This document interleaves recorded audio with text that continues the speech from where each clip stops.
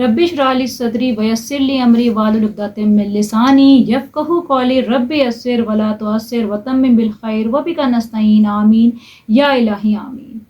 میرا آج کا موضوع شیطان پر ہے۔ شیطان آخر ہے کون؟ شیطان کا نام پہلے ابلیس تھا اور وہ اللہ تعالیٰ کے نیک جنوں میں شمار ہوتا تھا، لیکن اپنے غرور، تکبر اور اللہ کا حکم نہ ماننے کی وجہ سے ابلیس سے شیطان بن گیا اور جنت سے نکالا گیا۔ جنت سے نکلتے وقت اس نے اللہ تعالیٰ سے قیامت تک کے لیے مہلت مانگی اور وعدہ لیا کہ میں تیرے بندوں کو دائیں سے، بائیں سے، آگے سے، پیچھے سے بہکاؤں گا۔ اللہ تعالیٰ نے اس کی بات مانگی اور قیامت تک اسے مہلت دے دی ہے۔ اللہ تعالیٰ نے فرمایا کہ اگر جو شخص تیری پیروی کرے گا تو میں اسے تجھ سمیت جہنم میں ڈال دوں گا، اور جو میرا احکام مانے گا، میری پیروی کرے گا تو میں اسے جنت میں داخل کروں گا، اور تو میرے مومن بندوں کا کچھ نہیں بگاڑ سکے گا۔ یہ ساری گفت و شنود اللہ تعالیٰ نے قرآن شریف کے سورہ بقرہ میں ارشاد فرمائی ہے۔ اب دیکھیں ہو کیا رہا ہے، ہر طرف برائی عام ہے۔ شیطان نے برائی کو اتنا خوبصورت کر کے دکھایا ہوا ہے کہ ابھی ہمیں وہ برائی لگتی ہی نہیں ہے، ہمیں ہر بات ایک نارمل سی لگتی ہے۔ اللہ تعالیٰ نے قرآن شریف میں شیطان مردود سے بچنے کے ہمیں طریقے سمجھائے ہیں۔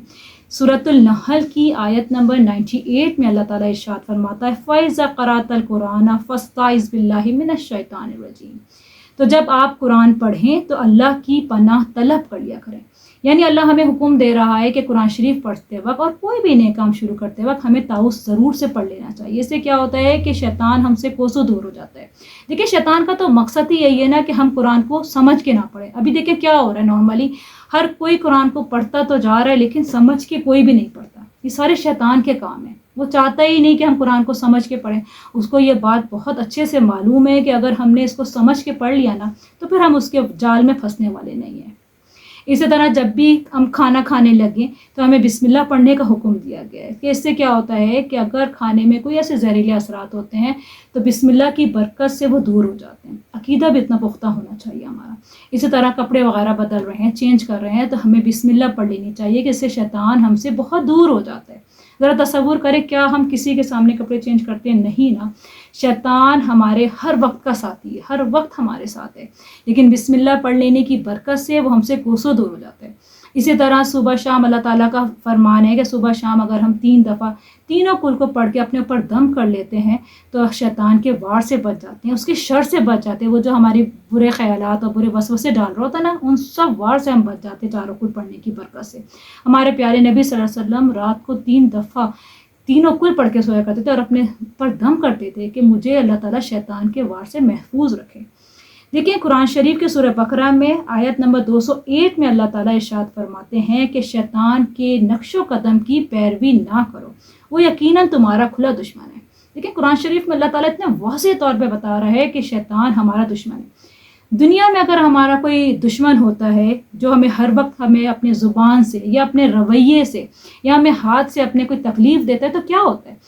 ہم پھر دنیا میں اس سے بات چیت چھوڑ دیتے ہیں، ہم اس سے بہت دور ہو جاتے ہیں، ہمارے دل میں اس کی جو محبت ہوتی ہے وہ ختم ہو جاتی ہے اور ہم اس سے نفرت کرنے لگ جاتے ہیں۔ لیکن ایک ایسا دشمن جس کا واضح طور پہ اللہ تعالیٰ نے قرآن میں ہمیں بتا دیا کہ شیطان تمہارا کھلا دشمن ہے، تو ہم اس سے کیوں نہیں دور ہوتے؟ ہم اس کے وار سے کیوں نہیں بچتے؟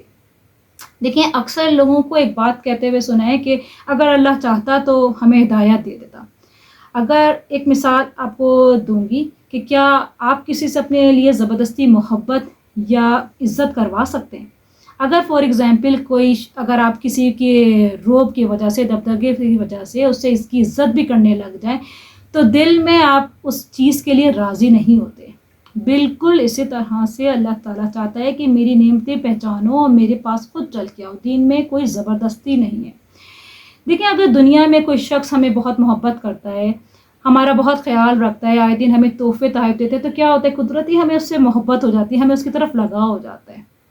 تو بالکل اسی طرح اللہ تعالیٰ قرآن شریف میں اپنی نعمتیں یاد کروا رہا ہے کہ میری نعمتیں پہچانو، میری محبت کو پہچانو اور میرے پاس خود چل کے آؤ۔ جب ہم اللہ کی طرف 1 قدم بڑھاتے ہیں تو اللہ تعالیٰ ہماری طرف 10 قدم بڑھاتا ہے۔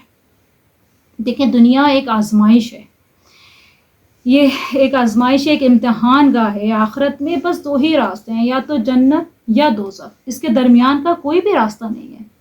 یا تو ہم نیک کام کر کے جنت کے حقدار بن سکتے ہیں، یا پھر شیطان کی پیروی کر کے ہم دوزخ کے حقدار بن سکتے ہیں. یہ ہمارے اوپر ہے.